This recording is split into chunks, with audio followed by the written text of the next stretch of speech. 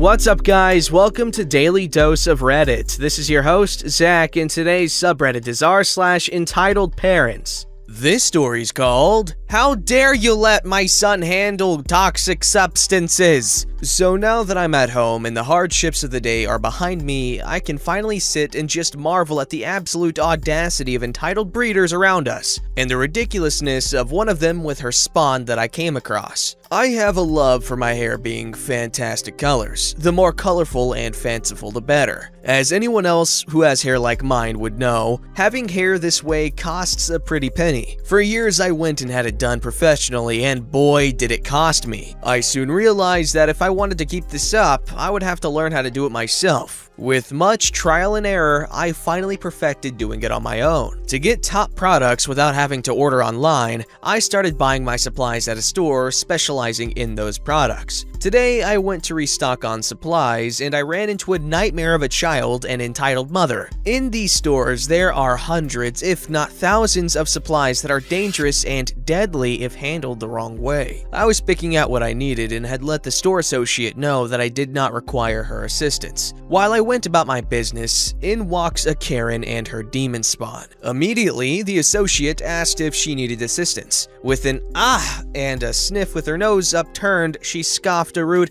"No, I know what I'm doing." With barely a glance back to her spawn, she said, "Mama needs some stuff for her hair. Just go look around." This child was about 7 or 8, and he immediately started running around the store looking at everything. For a minute or so, everything was fine. I grabbed my dye and hair leave-in products and slowly made my way to the register. The associate smiled and asked if I was ready to check out. Before I could open my mouth, Mega Karen, without even looking at the associate, started snapping her fingers and said, Lady, I need you over here." She stopped, turned, and tried to tell Karen that she was going to check me out and would go help her in a bit, but was immediately cut off with a, "No, I can't find insert product. Don't you have it?" with a grimace. She once again tried to say she would check me out, but of course, Karen was determined to get help immediately. Once I realized she was going to be difficult, I told the girl working that it was okay, I could wait. I was gonna look at nail polish anyway. I wasn't, but I've been in that position working retail, and I knew this cooter was gonna be ridiculous. While the Karen and the girl were talking and looking for whatever that cooter wanted, this little demon had grabbed a handbasket, and he started grabbing products and throwing them into the basket. Combs, caps, hair twists, you name it. He then got on his hands and knees going along the floor and started playing with the big tubs of bleach powder, using them as drums, taking combs and hair chopsticks, using them as drumsticks, to pound away, creating his own personal little concert. The girl asked him to stop, saying that the bleach powders were dangerous to play with. Of course, Karen told her he wasn't hurting anything and it was keeping her goblin entertained. Associate let it go and kept on helping Karen. Her kid slowly kept dumping more stuff into the basket, creating his own small hair product mountain. Then he stood and reached for the hair straighteners and grabbing a few. I thought he would do the same and add to his growing mound. Nope, he started opening the packages. At this point, I had been content to stare at him while I waited for Karen to let the poor girl come check me out, but then the little turd grabbed 2 cheese straighteners, probably deciding they made good drumsticks, and knowing these bad boys can go up to over $100, I walked up to him and said, "Oh, no, sweetie, these are really expensive. Don't open them. That would be bad." Y'all, Karen zeroes in on me while I'm talking to her semen demon and snaps, "Don't talk to my child. Who do you think you are telling what he can and can't do?" I was a bit startled at this reaction.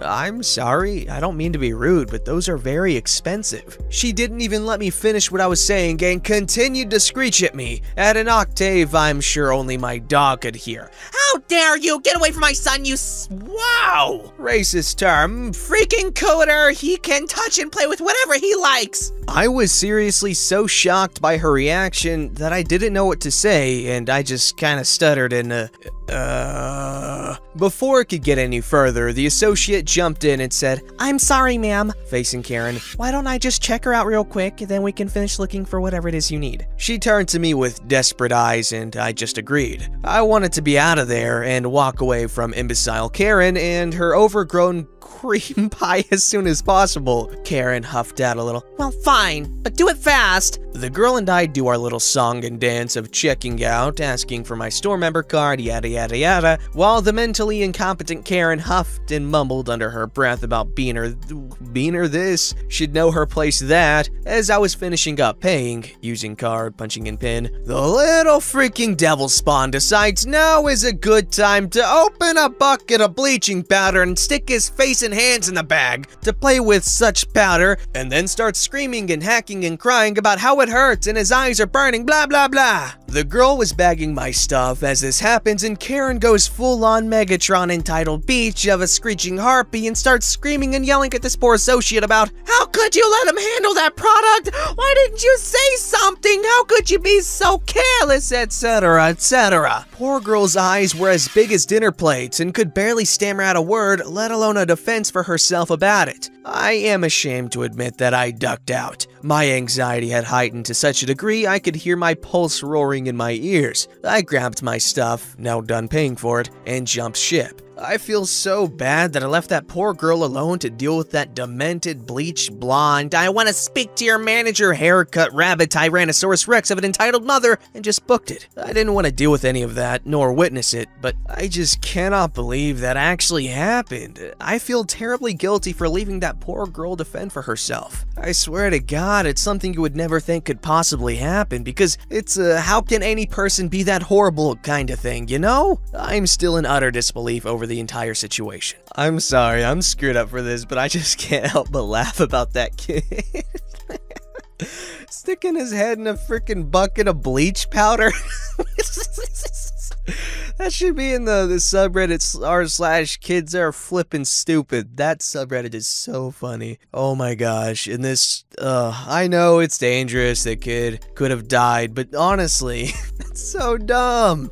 This story's called Plane Ride to Orlando with Entitled Mother and Entitled Kid. A few years ago, my sister and I were on a flight to Orlando, so clearly there are a lot of families on the plane. There were also some people who appeared to be traveling for business but had been sentenced to coach. I happened to be sitting in a row in front of a very patient man, an entitled Karen, and her little entitled Caleb, who was about 6. The Caleb was in between his mom and the patient man, and the patient man had the window seat. The mom made sure little Caleb had a full introduction to the patient man before the plane took off. The cast, patient man, entitled mom, entitled kid. The flight was from Salt Lake City straight to Orlando, so about 4 hours. And this entitled kid starts right up at takeoff and asks patient man for some of the sandwich he brought on the plane. I could tell this whole scenario was gonna be good, so I left my earphones out. Patient man chuckled like entitled kid was kidding, and he probably didn't know what the flip else to do. Entitled mom said, he can have some as long as there's no mayo. He's allergic to eggs. My sister, who was also listening with great interest, and I looked at each other, wondering if we were both hearing things, because no one would say that, right? Right? Patient man said, oh shoot, it's got mayo on it. Entitled kid said, oh well, I can just have chips then. Judging by what we heard, the kid reached over and grabbed the man's bag of chips. The poor patient man, I am sure he had no idea what to do.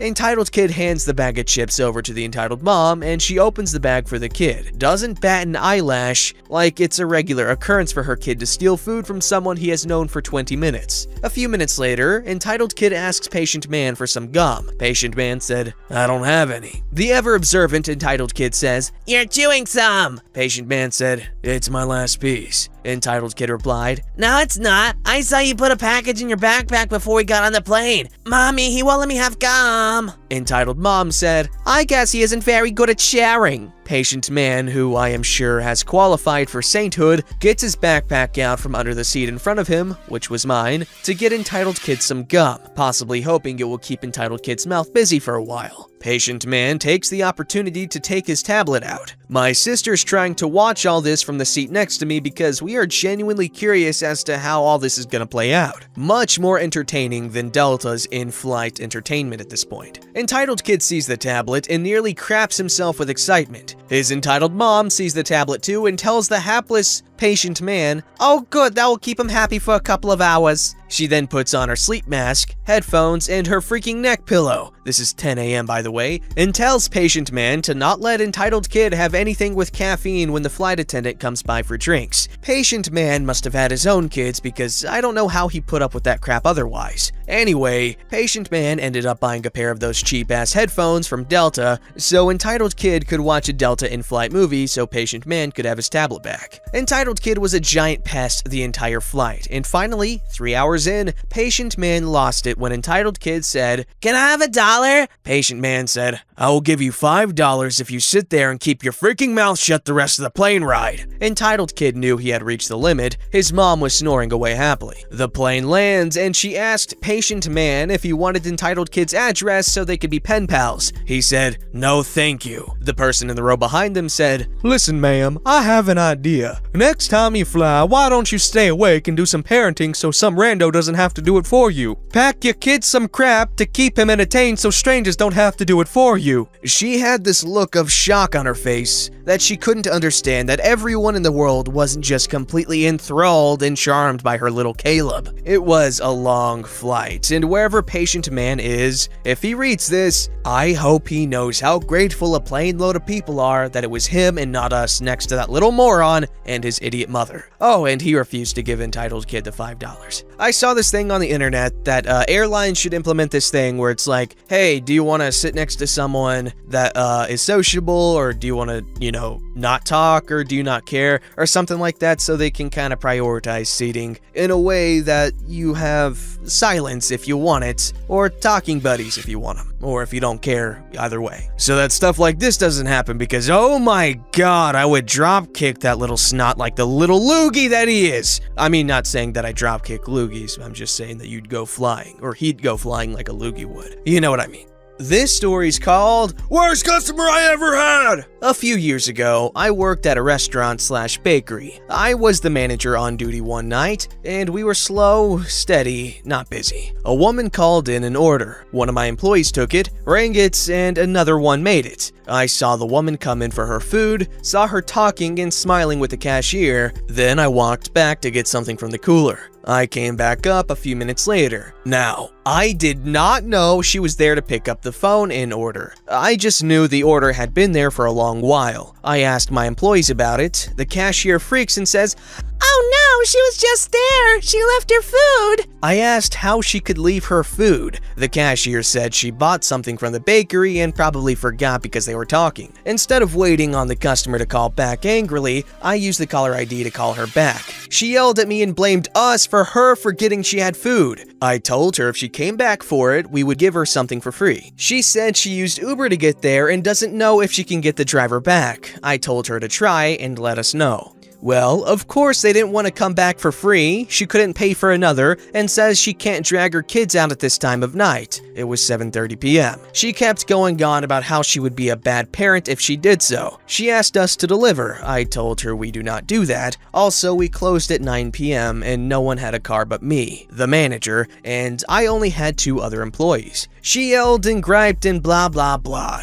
She said her kids needed to eat and they hadn't eaten anything. She said that she wasn't going to send her kids to bed hungry and that they couldn't eat everything because they were vegetarians. I told her fine, we would take it to her in the next 30 minutes if possible. But then we got super busy in store because it was a weekend and the movies just let out. She called back repeatedly and I told her when I could take it, I would take it to her. Mind you, I am breaking company policy twice over because we don't offer this service, and I am leaving the store unattended. I finally remake her food upon her request and get in to drive to the address she gave. Mind you, the store is still busy, but my employees were tired of her too and said they could handle it. It is pitch black and past 8:30 p.m. when I pull up. The house has no lights on and looks intimidating. I saw a woman a few yards over with her kids, but didn't pay her much mind. I was calling her number, but it said the number was no longer in service. Turns out in my panic I dialed the wrong area code. So with this mounting panic, dark neighborhood I have never been to,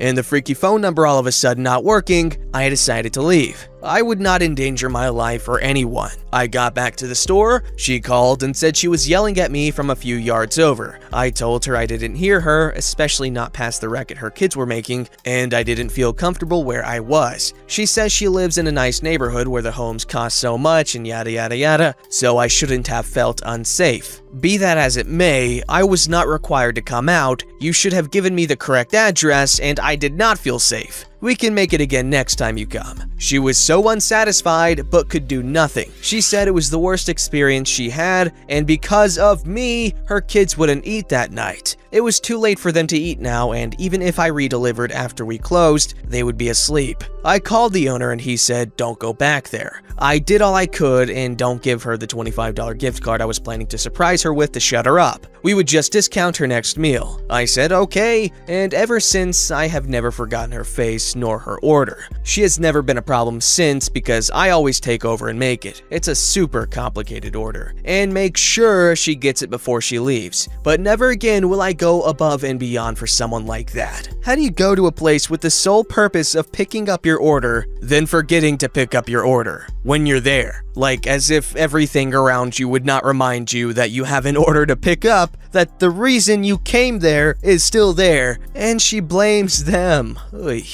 Don't forget to like, subscribe, and hit that bell to never miss an episode.